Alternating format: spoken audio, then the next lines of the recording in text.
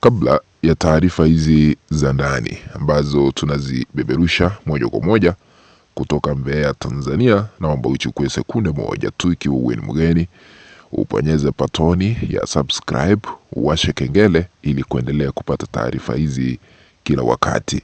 Cha muhimu cha kuzingatia, yeyote ambaye anatazama, usisahau kuponyeza alama ya like. Karibu. Rais Samia Suluhu Hassan wa taifa letu hapa Tanzania ameweza kulazimishwa kulivunjilia mbali bunge la kitaifa ili kuandaa uchaguzi mpya hapa Tanzania, ishara ya maridhiano kabla ya kukutana na kiongozi wa kitaifa katika chama cha maendeleo na demokrasia Chadema, Mheshimiwa Tundu Lissu ambaye yupo gerezani Ukonga kufikia sasa. Taarifa za ndani zimetufikia ambazo zinaeleza kwamba Chadema na Tundu Lissu wako tayari kukutana na Samia Suluhu Hassan Ikulu kama njia moja ya kuandaa maridhiano. Lakini mwanaharakati wa hapa Tanzania anaitwa Mange Kimambi anayeishi kule Marekani ameomba Chadema wasije wakawasaliti wananchi wa Tanzania kwa kukutana na Samia Suluhu Hassan, ila Samia Suluhu Hassan alivunje bunge la kitaifa ili uchaguzi uweze kupatikana kabla ya maridhiano ya Chadema na Samia Suluhu Hassan. Kulingana na Mange Kimambi, anasema uwajibikaji na uwazi lazima uweze kuonekana kwa Watanzania, wala sio kwa chama cha Chadema, wala sio kwa Tundu Lissu.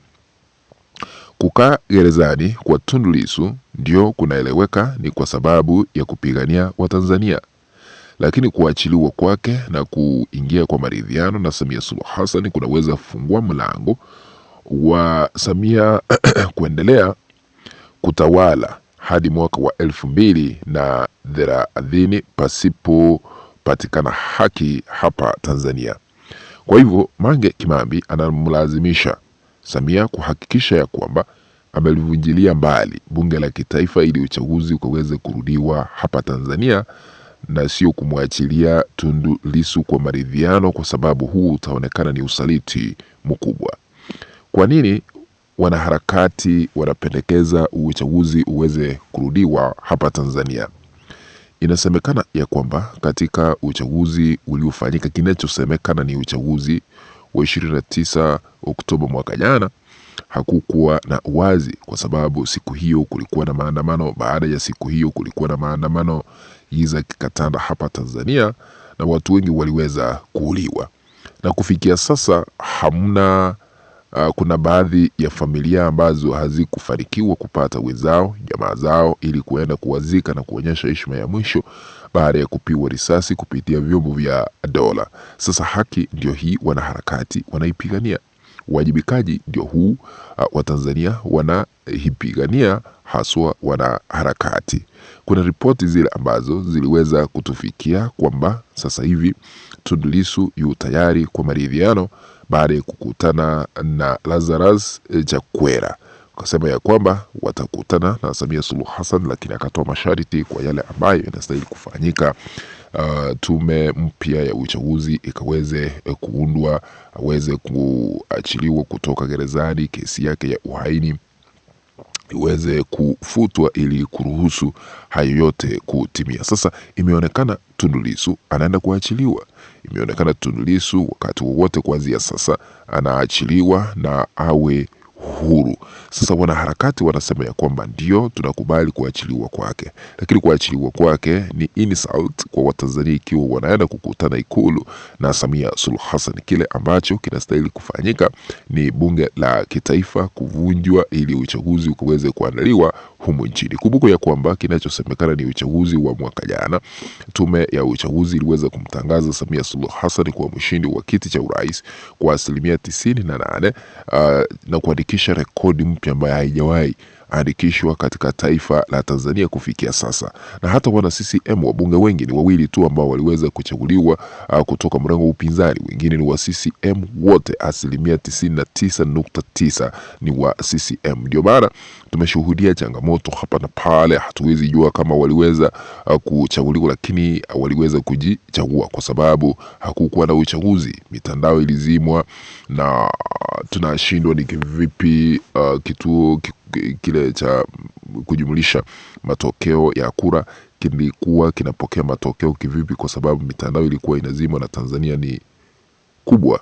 Sasa wale ambao wako katika bunge la kitaifa wengi wao waliweza kujichagua na CCM, na penye imefika sasa hivi haki inastahili kufanyika. Unajua, wakati ushahidi ulikuwa unatolewa kwa tume ile ambayo iliweza kuteuliwa na Samia Suluhu Hassan ya Jaji Echande, wengi walikuwa wanalia, watoto wao waliweza kupigwa risasi, lakini kufikia sasa miili yao haijapatikana. Walikuwa wanalia, walikuwa wanatokwa machozi, walikuwa wanatirikwa machozi, wakisema ya kwamba hadi kufikia sasa hawajapata wenzao ili kuwazika na kuonyesha heshima ya mwisho kulingana na kimila cha Watanzania. Lakini wengine wakaamua wakaenda wakazika viatu, wengine wakazika picha, wengine wakazika nguo, ishara tosha kwamba wamesahau jamaa zao. Lakini unajua, ni vile haijulikani miili yao ilienda wapi baada ya kuuliwa, na kulingana na shirika la Amnesty International liweza kukiri mamia ya Watanzania waliweza kupoteza maisha yao, lakini kufikia sasa hamna yeyote anajua miili hiyo ilienda wapi, na familia zinaendelea kulia hapa na pale, ila tu familia chache ziliweza kupewa miili, wachache sana, wakaambiwa ya kwamba unaandika mwenzenu aliweza kuaga dunia kutokana na homa kali, wala sio kupigwa risasi. Unaposema ni kupigwa risasi, unanyimwa mwili. Sasa changamoto zikaendelea kushuhudiwa hapa Tanzania, lakini kulingana na mrengo wa upinzani ukasema maelfu ya Watanzania zaidi ya 10,000 waliweza kuaga dunia. Lakini kulingana na ripoti zile ambazo ziliweza kuangaziwa na vituo vya habari kutoka mataifa mengine kama kituo kile cha CNN, BBC, Al Jazeera, waliweza kuonyesha picha ambazo zilitolewa kule ama kupitia satellite. Kuna baadhi ya makaburi ya halaiki ambapo inadaiwa Watanzania waliweza kuzikwa kwa makaburi ya halaiki pamoja, ili kuzuia ushahidi wa kutosha kumshtaki Samia Suluhu Hassan katika mahakama ya kimataifa ya ICC ya uhalifu ambayo ipo pale Uholanzi.